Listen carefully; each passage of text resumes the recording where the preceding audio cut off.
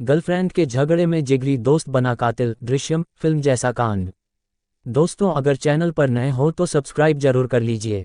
Murder mystery. उनके बीच अच्छी दोस्ती थी, दोनों बेस्ट फ्रेंड थे। पर एक लड़की दोस्ती के बीच दीवार बन गई।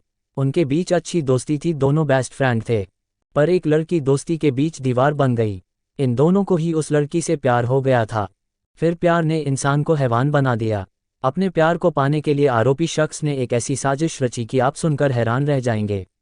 एक सरकारी सर्वे अधिकारी की हत्या की कहानी, और इस हत्या के पीछे की साजिश आपको हिलाकर रख देगी।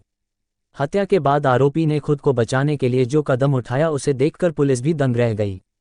लेकिन कहते हैं कि आरोपी कितना भी शातिर क्यों न हो, कोई न कोई सुराग जरूर छोड़ जाता है।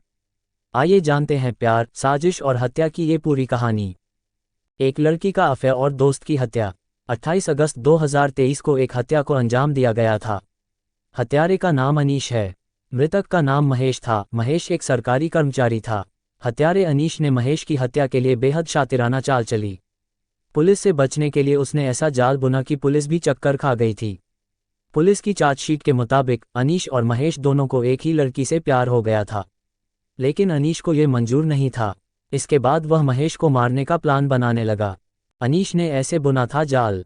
28 अगस्त 2023 को हत्या के बाद अनीश ने महेश का फ़ोन नोएडा भेज दिया ताकि उसका पता न चल सके।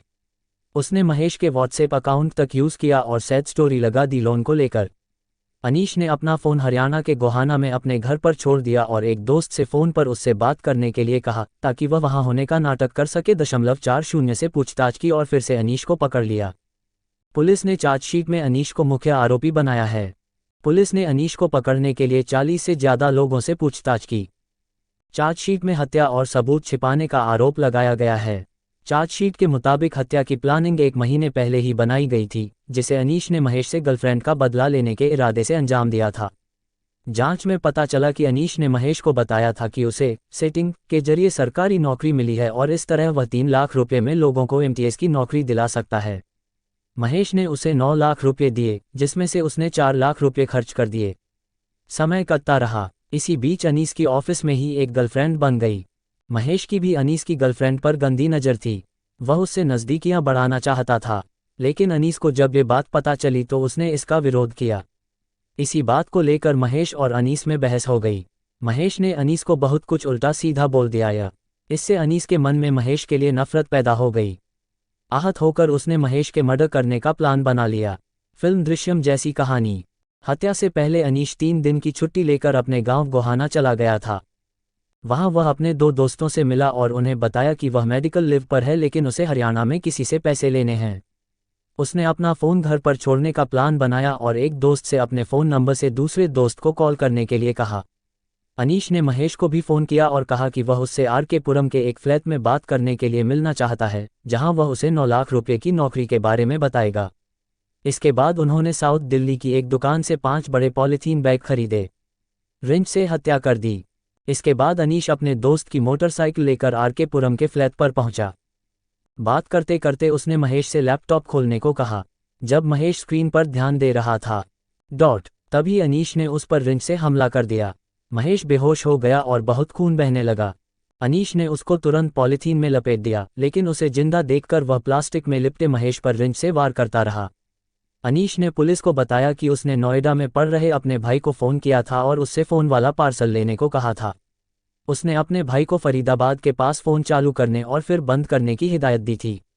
हालांकि उनके भाई ने काम के कारण मना कर दिया और अनीश को एक दोस्त का नंबर दिया जो ये कर सकता था।